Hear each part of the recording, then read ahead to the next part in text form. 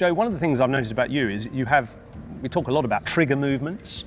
Well, what is a trigger movement and what's yours? For me, a trigger movement is getting yourself in a really good position prior to the release of the ball, so then you can move to a strong position to then play a shot. For me, my trigger movement would be, for the right arm over, for example, I try and align nice and straight towards where the ball's going to be released from. I'd move slightly back and then hover my front foot and maybe just touch it lightly down. As I do that and try and release, try and get my head right back over so that it makes that movement forward again a little bit easier. And where did you get that idea from? From being a kid, watching my favourite players bat. I used to watch Michael Vaughan bat, and he used to move across front foot, then back foot.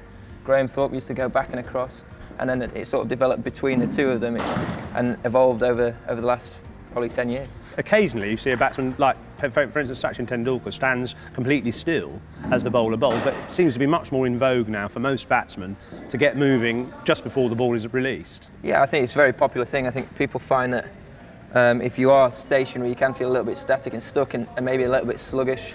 At the end of the day, it's getting your head and your eyes in the best position possible to play the delivery.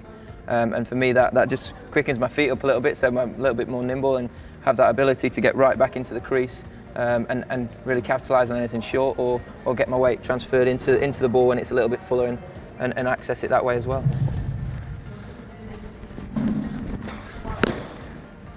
Yeah, so with that one being a little bit shorter, I've done my pre-delivery movement where I'm in a good position to get either forward or back.